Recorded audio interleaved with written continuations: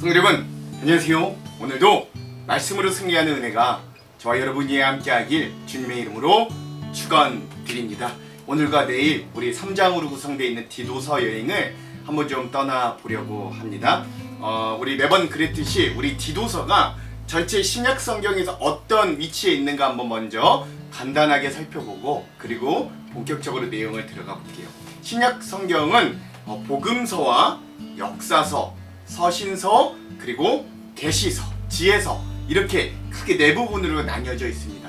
제일 먼저 그래서 우리 신약의 전체는 뭘 나타내냐면 하나님 나라의 완성을 이 땅에 이루신 예수 그리스도의 모습을 직접적으로 드러내주는 게 이 신약 성경 전체의 가장 큰 주제다라고 할 수 있고요. 그 중에서 가장 먼저 등장하는 사복음서는요, 하나님 나라를 예수님이 이 땅 가운데 오셔서 어떻게 펼쳐내 보셨는지를 같은 시선이지만 또 다양한 문법과 또 다양한 시선들로 공관, 그 같은 시선이지만 또 다양한 방법들로 그렇게 예수님의 사역을, 십자가 죽음과 부활의 역사를, 공생의 기간을 적은 것이 마태, 마가, 누가, 요한복음이다 라고 할 수 있겠습니다. 그래서 그 예수님께서 이 땅에 오셔서 펼쳐놓고 또 사역하신 그 일들이 예수님이 승천하시고 난 이후에 어떻게 우리 교회와 성령께서, 예수님이 보내주신 성령께서 어떻게 그 사역을 이어받아 이 전 세계 위에 복음을 전파했는지를 보여주는 것이 바로 역사서, 신약 성경의 유일한 한 권인데 그게 바로 사도행전이죠. 예수님이 펼쳐주신 하나님의 나라를 성령과 교회가 이어받아 전파하는 역사를 우리에게 알려주는 책들입니다. 그리고 난 이후에 이 역사서가 뼈대가 되어서 사복음서가 심장이 되고 머리와 심장이 되고, 그리고 이 역사서인 사도행전이 쭉 뼈대가 되어서 그 뼈대에 살들이 어떻게 붙여졌는가를 보여주는 게 바로 서신서들이라고 할 수 있죠. 이 서신서들은 믿음의 지도자들이 각 교회 공동체와 개인들에게 신앙에 도움을 주기 위해 써내려갔던 편지들이다 라고 할 수 있습니다. 우리가 이제 계속 읽었던 로마서, 고린도 전후서, 갈라디아서, 에베소서, 빌립보서, 골로새서, 데살로니가 전후서, 디모데 전후서까지 우리 이렇게 함께 읽었고요. 이후에 우리가 이제 읽을 이 디도서가 신약 성경의 17번째 책인데, 이 디도서는 이제 어제도 말씀드렸지만 이런 책입니다. 교회를 복음으로, 교회를 바로 세우라는 교회의 건강한 안내서이자 혼탁한 세상에서 성도를 선한 삶으로, 또 세상을 변화시키는 일꾼으로 우리를 권면하는 그런 복음의 지침서가 바로 우리 디도서다. 우리 신약 성경의 17번째 책인 디도서가 바로 그런 역할과 그런 위치에 있다라는 것들을 여러분 함께 좀 아시면서 이 책을 읽었으면 좋겠습니다. 오늘은 디도서 첫 번째 시간입니다. 오늘은요 1장과 2장을 한번 같이 읽어볼까 합니다. 교회의 온전한 질서 확립과 성도를 경건한 삶으로 인도하는 그런 내용들을 담고 있고요. 분량은 앞서 말씀드렸듯 1장에서 2장까지 우리 함께 읽어보도록 하겠습니다. 제목을 짓자면 교회와 성도를 복음으로 바르게 세우라 라고 하는 제목을 지어보았습니다. 본격적으로 우리 주제들을 나누기 전에 두 가지 맥을 한번 짚고 가볼게요. 1장과 2장. 먼저 첫 번째, 오늘 1장의 말씀을 통해서, 디도서 1장의 말씀을 통해서 교회와 세상 속에서 내가 말과 지식으로만 어떤 리더십을 지금 주장하고 나타내 보이고 있는가, 아니면 먼저 나의 인격과 삶에 거룩하게 세워진 건강한 지도자의 본을 보이고 있는가를 한번 깊이 되돌아보는 그런 말씀의 여행이 되었으면 좋겠습니다. 1장에서는 이걸 한번 핵심적으로 생각하면서 보면 좋겠고요. 두 번째, 2장의 말씀을 통해서 나는 하나님의 은혜를 아는 사람에 머물러 있는가, 아니면 그 은혜가 삶으로 나타나고 있는가, 내 삶의 진짜 경건의 모양뿐만 아니라 경건의 핵심, 뿌리가, 근본이 정말로 나타내어지고 있는가를 한번 좀 점검해내는, 경건의 능력이 있는가를 점검해보는 그런 시간이 되기도 간절히 소망해 보겠습니다. 이런 두 가지 핵심, 우리 핵심 질문들을 가지고 오늘 여행을 떠나기를 소망합니다. 잠깐 내용들을 아주 짧게 이야기하자면 1장은요 이 사도 바울이 편지를 시작하며 문안 인사와 함께 내가 사도로서 받았던 직무를 소개하고 그러니까 이 편지를 쓰는 소명과 이런 이 부분들을 밝히는 것이 나오고요. 그 다음에 교회를 바로 세우기 위해서 이 크레타 섬에서 목회하는 디도 목사님에게 교회의 지도자들을 세우기를, 그들의 자격과 직분자의 사명은 무엇인지 장로와 감독으로 나타나는데 이런 교회의 지도자들이 맡을 자격과 사명은 무엇인지를 알려줍니다. 그리고 또 교회를 어지럽히는 거짓 지도자 이단에 대한 경계와 단호한 책망에 대해서도 1장은 이야기하지요.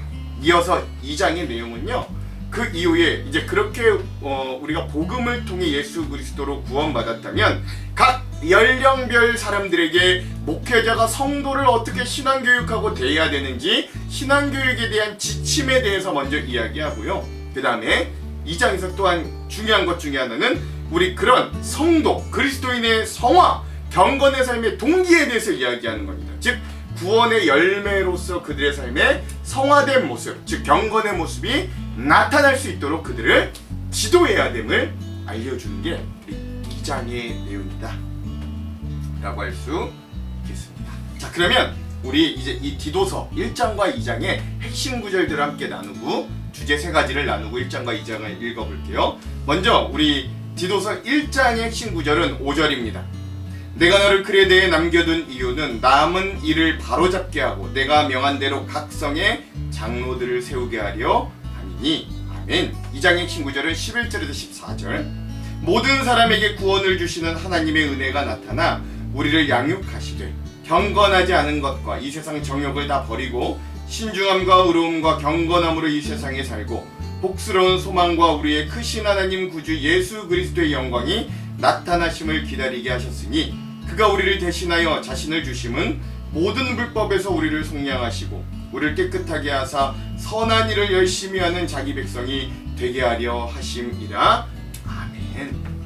그래서 정말 구원받은 자가 삶에서 경건의 모습이 성화의 모습이 나타날 수 있도록 하는, 그리고 1장을 보면 내가 디도 당신을 크레타 섬에 남겨둔 이유는 장로 교회 지도자들을 세워 교회를 온전히 세우게 하기 위함입니다 라고 하는 이 말씀들을 우리 1장과 2장의 핵심 구절로 한번 삼아 보았습니다. 자, 그러면 오늘 디도서 1장과 2장 우리의 주제들을 함께 좀 나눠보고 그리고 말씀을 한번 읽어볼게요. 먼저 첫 번째 주제는요, 디도 그는 누구인가? 라고 하는 주제입니다. 여러분, 디도, 티투스라고 하는데 이 이름은 라틴어 티투스에서 온 이름으로 일반적으로 존귀한 자, honorable, 명예로운 사람, 이런 의미를 이름 뜻에 가지고 있습니다. 흥미로운 점은 앞서 우리가 읽었던 이 디모데, 이 바울에게는 영적인 두 아들이 있었는데 디모데와 디도인데 둘 다 젊은 사역자였어요. 디모데는 헬라어 이름입니다. 그런데 이 디도라는 이름은 헬라어 이름이 아니라 로마식 이름을 가지고 있었던 거예요. 그러니까 라틴어죠. 이는 그의 성장 배경과도 연결이 되는데 성경은 디도의 어린 시절이나 가족에 대해서는 자세히 나타내주지는 않지만 이름만 봐도 그가 유대인이 아니라 이 로마 환경에서 자란 이방인, 헬라인 출신이었음을 우리에게 알려주는 것입니다. 그러니까 그가 이 디도는 이방인 출신으로서 바울의 전도를 통해 복음을 받아들이고 또 예수 그리스도의 사역자로, 동역자로 세워진 자다라는 걸 알 수 있는 거죠. 그의 성품과 역할은 어떻겠냐? 여러분, 우리가 앞서 보았던 디모데는요, 성격이 다소 좀 내성적이고 심약한 면이 좀 있었던 것 같아요.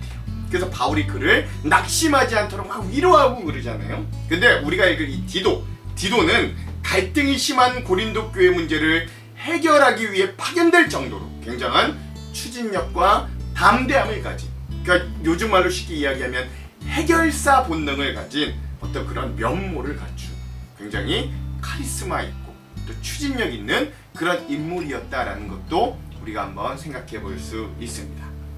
첫 번째, 우리 여러 구절들을 통해 본 디도는 복음의 자유를 하는 증인이라는 거예요. 갈라디아서 2장 3절에 나온 디도를 봅시다. 그러나 나와 함께 있는 헬라인 디도까지도 억지로 할례를 받게 하지 아니하였으니. 아멘. 그래. 그러니까 바울은 이 디도가 외부인, 그러니까 이방인 출신 그리스도인인 걸 알기 때문에 이 디도를 일부러 할례를 받지 않게 만들었던 겁니다. 왜? 할례 받지 않아도 구원받을 수 있다는 걸 디도를 통해 보여주고 싶었던 거예요. 바울은 유대인의 전통을 중시하는 사람들 앞에서 이방인 그리스도인 출신 디도에게 할례를 강요하지 않습니다. 이는 디도가 복음의 본질과 자유를 상징하는 인물로서 바울이 생각하고 있다는 걸 보여주는 거예요. 두 번째 디도의 모습은 앞서 말씀드렸듯 신뢰할 수 있는 아주 든든한 해결사의 모습을 보여주는 거죠. 고린도후서 7장 6절에서 7절에 나온 디도의 모습을 봅시다. 그러나 낙심한 자들을 위로하시는 하나님이 디도가 옴으로 우리를 위로하셨으니 그가 온 것뿐 아니요 오직 그가 너희에게서 받은 그 위로로 위로하고 너희의 사모함과 애통함과 나를 위하여 열심히 있는 것을 우리에게 보고함으로 나를 더욱 기쁘게 하였느니라. 아멘. 그래요. 바울이 가장 힘든 시기를 보낼 때 디도는 바울을 위로하고 교회의 갈등을 봉합하는 역할을 감당했다. 굉장히 어려운 고린도 교회를 스스로 또 굉장히 어려운 편지를 들고 갔지만 그것들을 통해 아주 그들을 감당해내고 그 일들을 감당해내고 성도를 봉합하고 문제를 해결해 오는 해결사 역할을 감당했던 사람이기도 한 거죠. 세 번째 디도의 모습을 보자면 사명을 완수하는 목회자의 모습을 볼 수 있습니다. 이게 우리가 이따 함께 읽을 디도서 1장 5절의 말씀. 내가 너를 그레데에 남겨둔 이유는 남은 일을 정리하고 내가 명한 대로 각성의 장로들을 세우게 하려 함이니. 아멘. 그러니까 바울은 이 디도 목사를 그레데 섬이라고 나오는데 이 크레타 섬의 영적인 매우 척박한 섬에 남겨둘 정도였습니다. 디도 목사님은 그곳에서 힘들고 어려운 개척 사역을 묵묵히 완수했던 거예요. 물론 일부 후대 전승에 따르면 이 디도 목사님이 누가의 친동생 또는 가까운 친척으로 보는 견해들도 있습니다. 그러나 성경은 그 어디도 이를 언급하지 않아요. 또 초기 교회사 자료에서도 확인되지 않습니다. 따라서 오늘날 대부분의 신학자들은 이런 역사적으로 인증되지 않은 이야기로 또 누가의 동생이다 이런 이야기는 우리는 받아들이지 않는 걸로 그렇게 전제하고 하도록 하겠습니다. 어쨌든 여러분 정리하자면 디도의 삶은 흔들리지 않는 아주 신실한 리더십을 가진 자로 요약이 된다는 거죠. 어디든 필요한 곳에 파송되어 하나님의 질서를 세우는 이 디도의 모습은 오늘 우리들에게도 굉장히 큰 귀감과 도전이 되는 모습이다. 여러분 이것들을 좀 아시고 우리 함께 여행했으면 좋겠습니다. 자, 그러면 두 번째 우리 오늘 함께 읽을 1장과 2장 중에 1장의 주제를 한번 살펴봅시다. 1장의 주제는 어제도 함께 나눴지만 건강한 교회는 건강한 지도자로부터 시작된다라는 것입니다.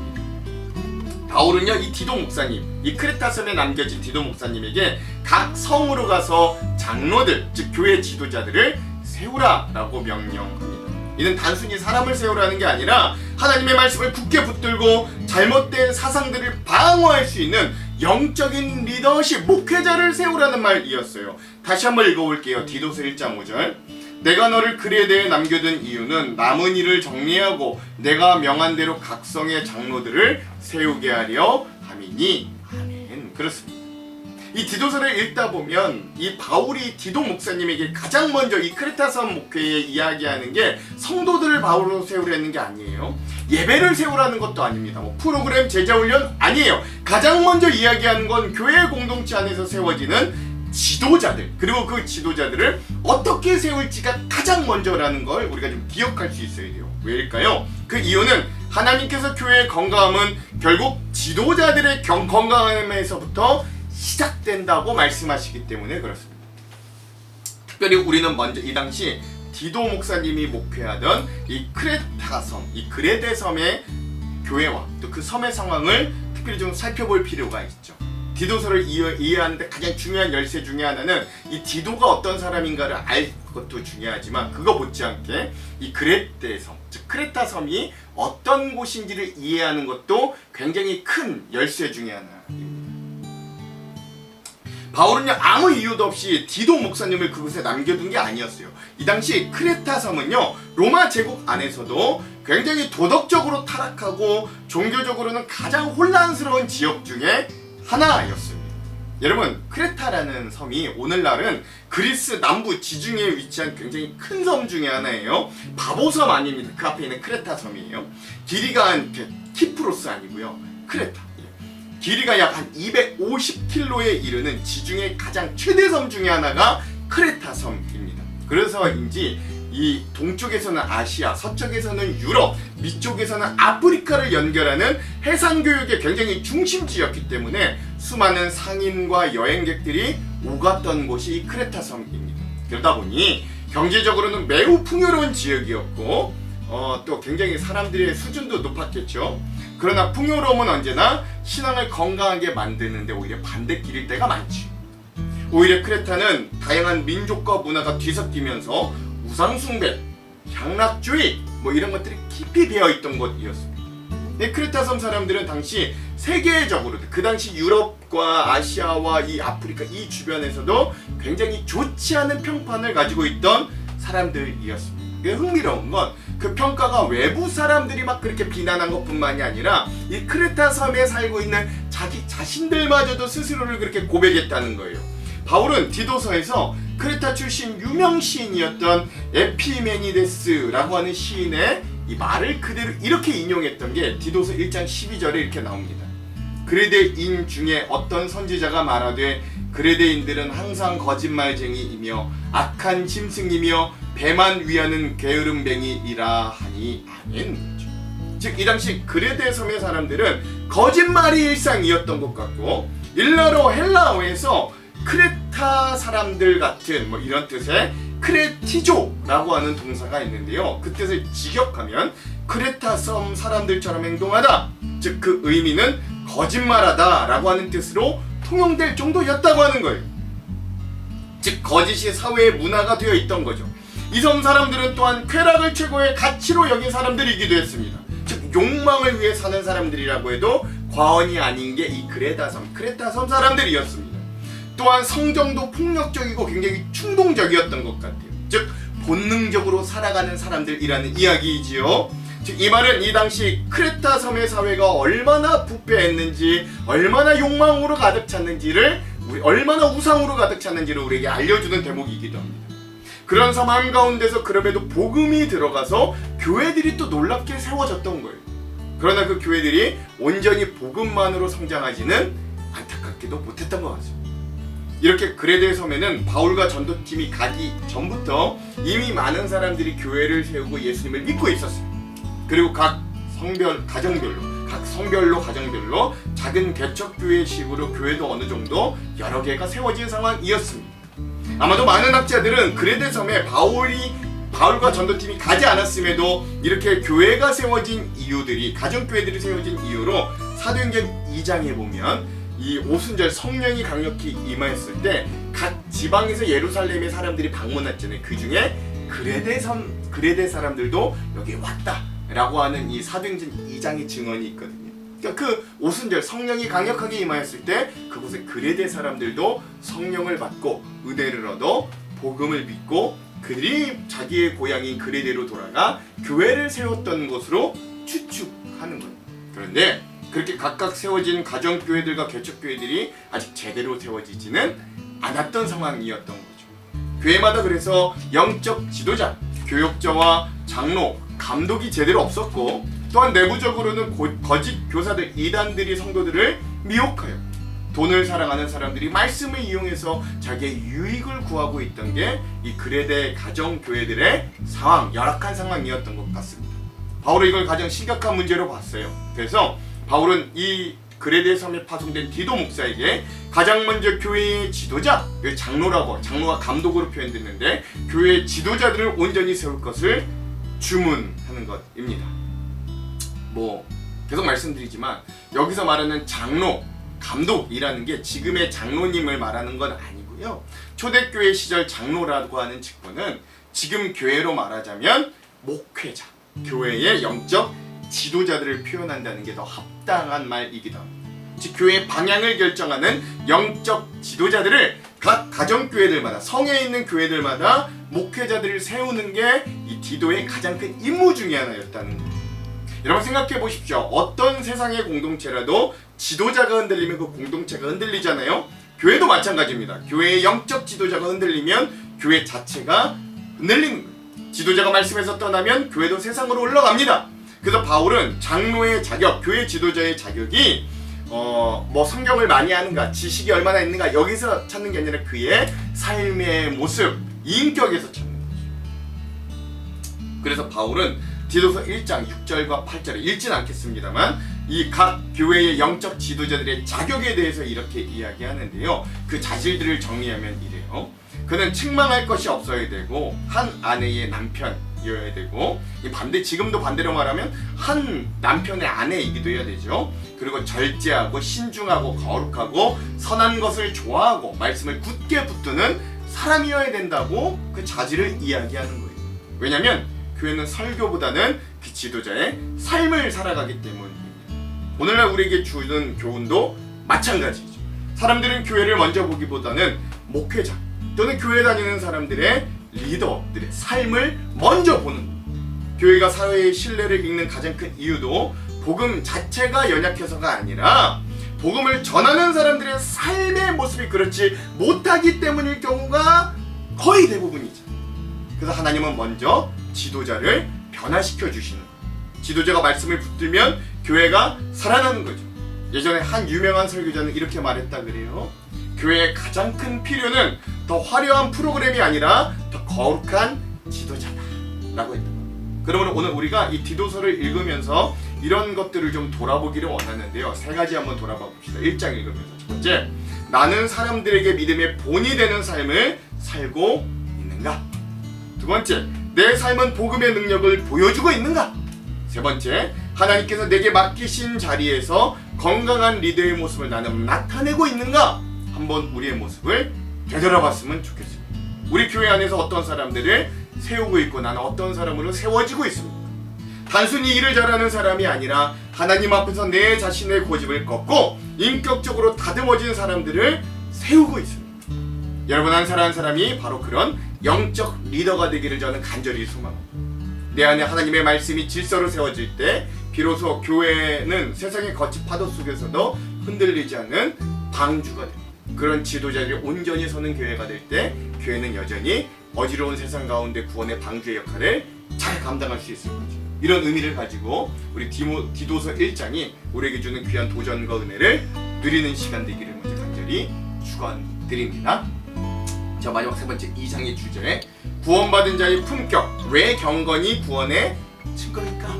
라고 하는 주제입니다. 디도서에서 가장 아름다운 장을 뽑자면 바로 2장이라고 할 수 있는데, 바울은 은혜를 설명하면서 단순히 그 은혜를, 그쵸, 그 구원의 은혜를 단순히 구원받았다 이렇게 끝나지 않아요. 은혜 받은 사람은, 은혜는 사람을 변화시킨다 라고 말하는데요. 대표적으로 11절에서 12절이 그렇습니다. 모든 사람에게 구원을 주시는 하나님의 은혜가 나타나 우리를 양육하시되 경건하지 않은 것과 이 세상 정욕을 다 버리고 신중함과 의로움과 경건함으로 이 세상에 살고. 아멘. 그렇죠. 자, 앞서 말씀드렸지만 이 당시 이 그레데 섬, 크레타 섬의 성도들도 그랬고, 또 2000년이 지난 오늘날 많은 현대 그리스도인들이 나는 구원받았으니 이제 용서받았다, 내 맘대로 살아도 된다 라고 오해합니다. 뭐 이렇게까지 직접적으로 말은 하진 않지만 그들의 삶의 모습과 행태를 보면 대부분 이렇게 살아요. 하지만 바울은 디도서를 통해 아주 충격적인 선언을 하는 거죠. 즉, 우리를 구원하신 하나님의 은혜가 나타났다면 그게 우리의 삶의 완성이 아니라 그것이 성화와 영화의 완성을 향한 발걸음의 시작이다 라는 걸 알려주는 거예요. 즉, 바울은 우리가 은혜로 얻은 구원이 우리의 완성이 됐다, 끝이다 라고 말하는 게 아니라 그거부터가 저 천국으로 가는 길의 시작이다 라고 말하는 겁니다.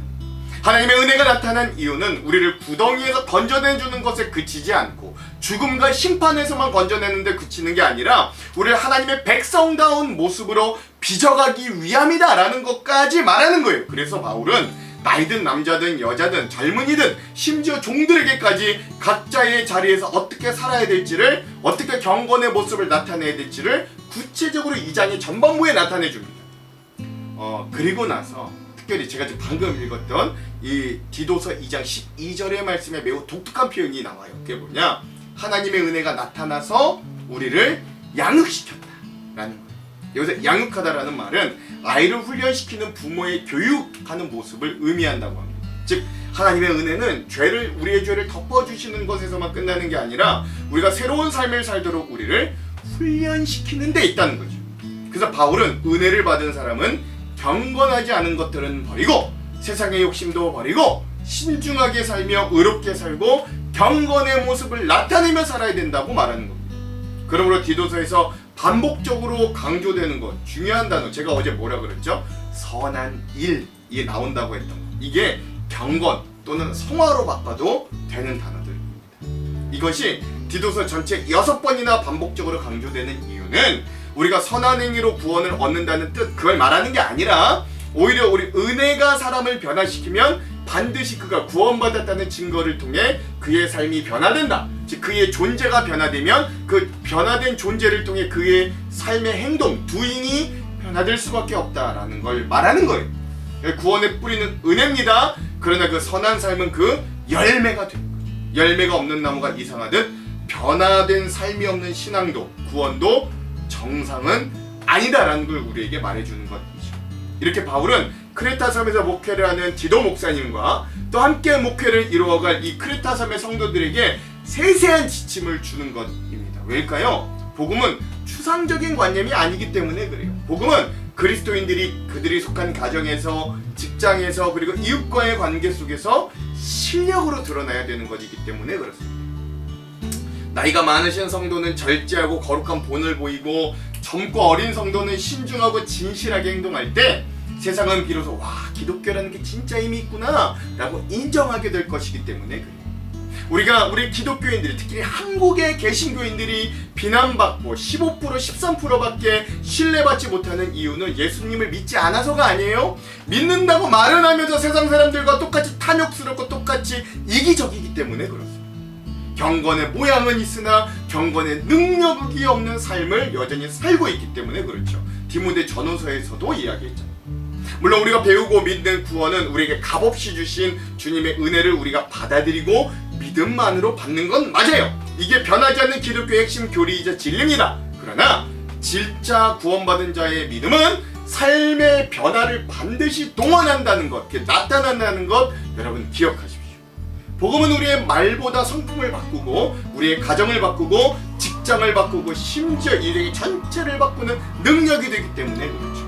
한 가지 마지막 예화를 들고 마무리했으면 좋겠는데, 여러분 잘 아시는 이야기일 겁니다. 영국의 선장이었던 상선의 선장이었던 존 뉴턴, 1725년 존 뉴턴은 젊은 시절 노예 무역상이었습니다. 그러나 하나님의 은혜를 경험한 후에 그는 자기의 죄를 깊이 후회하고 또 회개했고 노예 무역을 반대한, 오히려 반대편에서 평생을 바친 자가 되었습니다. 또한 그가 지은 찬송 Amazing Grace, 나 같은 죄인 살리신을 지어 하나님의 은혜가 한 사람의 삶을 얼마나 근본적으로 변화시키는지를 보여주고 증언했던 삶이 존 뉴턴의 삶이었습니다. 그의 인생의 은혜는 반드시 삶을 변화시킨다는 디도서의 메시지를 굉장히 핵심적으로 잘 보여주는 예시가 되기도 하는 거죠.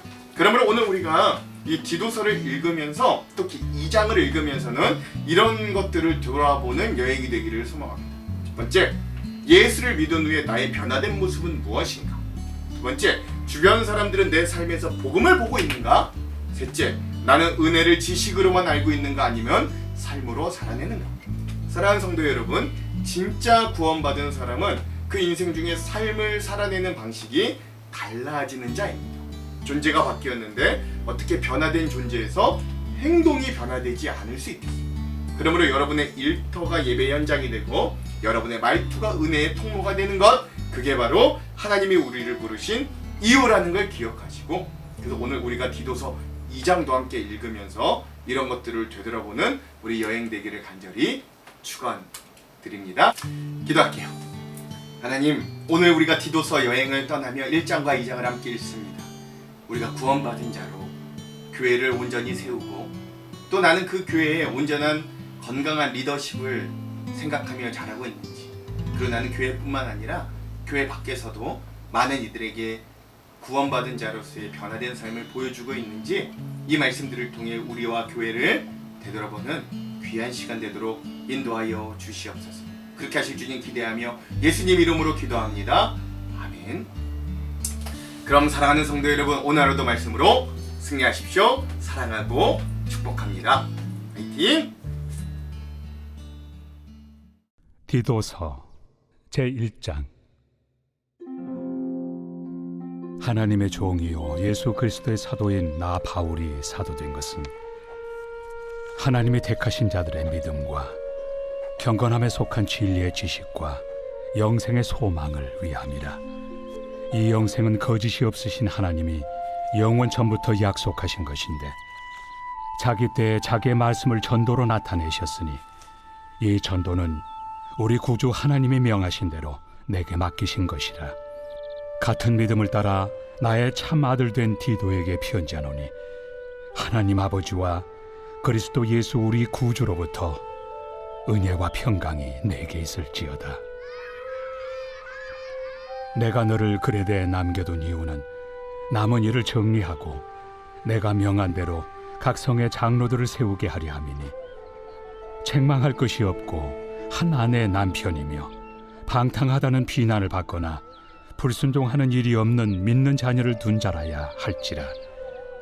감독은 하나님의 청지기로서 책망할 것이 없고 제 고집대로 하지 아니하며 급히 분내지 아니하며 술을 즐기지 아니하며 구타하지 아니하며 더러운 이득을 탐하지 아니하며 오직 나그네를 대접하며 선행을 좋아하며 신중하며 의로우며 거룩하며 절제하며 미쁜 말씀의 가르침을 그대로 지켜야 하리니 이는 능히 바른 교훈으로 권면하고 거슬러 말하는 자들을 책망하게 하려 함이라.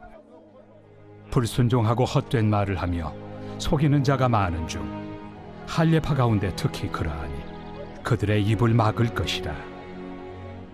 이런 자들이 더러운 이득을 취하려고 마땅하지 아니한 것을 가르쳐 가정들을 온통 무너뜨리는도다. 그레데인 중에 어떤 선지자가 말하되 그레데인들은 항상 거짓말쟁이며 악한 짐승이며 배만 위하는 게으름뱅이라 하니 이 증언이 참되도다. 그러므로 네가 그들을 엄히 꾸짖으라. 이는 그들로 하여금 믿음을 온전하게 하고 유대인의 허탄한 이야기와 진리를 배반하는 사람들의 명령을 따르지 않게 하려 함이라.